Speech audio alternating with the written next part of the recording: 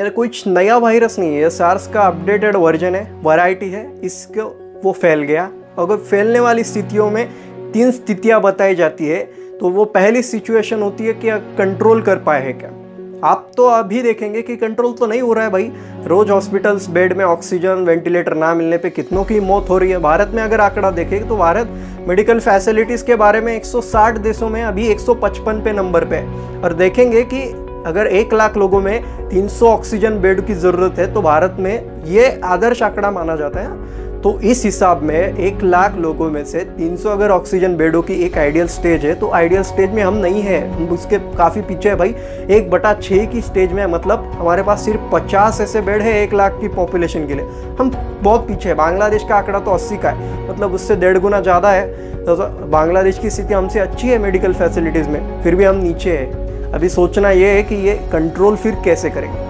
Control से endemic की situation में आ सकता है। फिर से एंडेमिक अगर कहेंगे तो एंडेमिक क्या है भाई, एंडेमिक है ये कि वो वायरस, वो बैक्टीरिया, वो फंगाई हमारे यहाँ रहता है, लेकिन वो ज़्यादा दिन तक ऐसे अनकंट्रोल नहीं होता है। यह वायरस हमारी इसमें रहता है एंडेमिक के सिचुएशन में, लेकिन एंडेमिक के सिचुएशन में समझने वाली बात यह है कि वो वायरस कंट्रोल सिचुएशन में रहता है। अभी देखने के लिए बताएंगे कि दिल्ली में 7 मार्च को उनके स्वास्थ्य मंत्री ने एक स्टेटमेंट दिया कि हम एंडेमिक की सिचुएशन में है कोविड-19 के लिए, लेकिन फिर से एक बार केसेस बढ़ने लगे तो वो एंडेमिक के सिचुएशन में नहीं आए थे। एंडेमिक मतलब 100, 200, 150, 200 केसेस चलते रहते, लेकिन वो हमारा मेडिकल स्टाफ आसानी से रिकवर करता है, कंट्रोल करता है। ये बीमारी कुछ बड़ी नहीं है, लेकिन बड़ी इसीलिए ऐसे होती है कि इसका फैलाव बहुत ज़्यादा देर तक हो रहा है और बहुत जल्दी हो गया। और जल्दी होने के कारण, मेडिकल फैसिलिटीज़ इतनी ना होने के कारण बहुत से लोगों की मौतें हो रही है। ये सीरियसनेस अगर होता तो आज बहुत से लोग बच जाते। मतलब ये सिचुएशन ऐसी है कि यहाँ पे हम एंडेमिक की सिचुएशन में जा सकते हैं, लेकिन हम एंडेमिक से आगे नहीं जा सकते। एंडेमिक से आगे होती है एलिमिनेशन। अभी एलिमिनेशन क्या होता है? एलिमिनेशन में ये होता है कि हम 0 केसेस होते हैं हमारे पास, या फिर निग्लिजिबल। अभी एलिमिनेशन के बारे में अगर देखेंगे तो भारत ने एकमात्र ऐसा जो डिसीज था वो पोलियो है। पोलियो से हमने एलिमिनेशन किया 2014 को, हमें WHO की तरफ से सर्टिफिकेट भी मिला। इसका कारण है कि एलिमिनेशन की सिचुएशन में पहुंचने के लिए सिर्फ भारत में अगर देखें, एक देश के बारे में बात कर रहा हूँ, तो देश में वो सिचुएशन में 0 केसेस होने चाहिए या फिर बहुत कम होने चाहिए।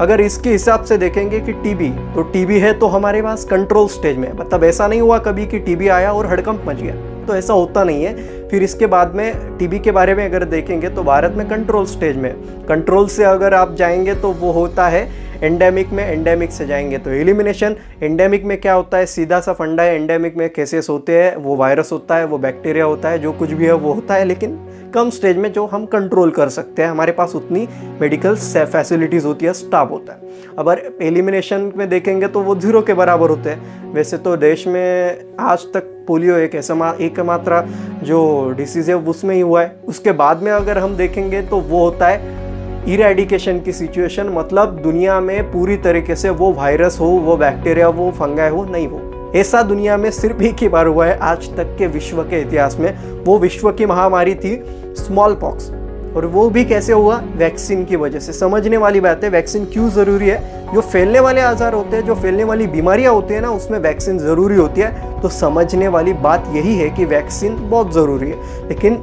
सबसे पहले आधुनिक वैक्सीन का खोज अगर देखेंगे तो एडवर्ड जेनर नाम के एक आदमी ने 1798 में किया था।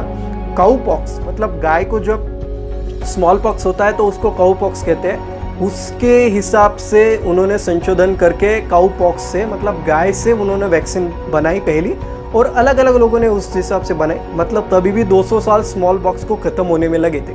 तो कोविड के बारे में अगर देखेंगे तो ये तो बहुत जल्दी फैल रहा है। तो कोविड के बाद अगर कोविड हमें देखेंगे तो कंट्रोल में आ सकता है भाई। एंडेमिक के स्थिति में हम ज़्यादातर जा सकते हैं, लेकिन हम इरेडिकेशन की स्थिति में जाना मतलब एक सपना है, एक मोहमयी सपना है, जो 100-200 साल के बाद में आएगा भी या नहीं आएगा ये पता नहीं चलेगा।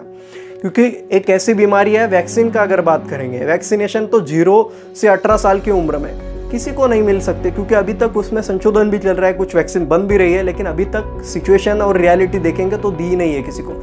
मतलब 18 साल की उम्र में नीचे से नीचे किसी को वैक्सीन नहीं लग रही। अमेरिका में वो 24% ऐसे लोग हैं जो 18 साल के नीचे के हैं, उनको वैक्सीन नहीं लगी। भारत में 33% लोग ऐसे हैं कि जो 18 साल के नीचे के, उनको वैक्सीन नहीं लगेगी। फिर कैसे हम कह सकते हैं कि ये दुनिया में इसका एक भी केस नहीं होगा, फिर हम इरेडिकेशन के स्टेज में पहुंच जाएंगे? ऐसा नहीं हो सकता। ये एक सपना है, वो सपना ही रहेगा, लेकिन हम कंट्रोल कर सकते हैं, इससे बच सकते हैं। मतलब ये दौर जाएगा, ज़रूर जाएगा, ऐसा नहीं है कि नहीं जाएगा, पर पूरी तरीके से ये समाप्त नहीं होगा।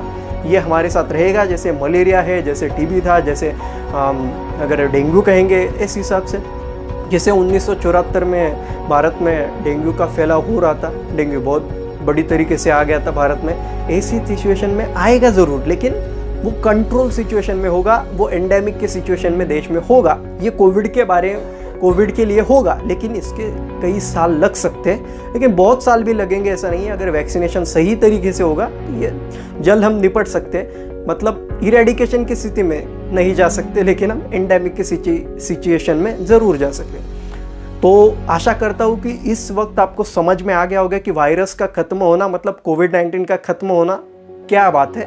ख़त्म होना मतलब हम कंट्रोल में आने सकते हैं, हम एंडेमिक की सिचुएशन में ज़्यादा से ज़्यादा आ सकते हैं। हम पूरी तरीके से यह समाप्त नहीं कर सकते कि कोरोना कहा भी बचे ही ना, ऐसा नहीं होगा।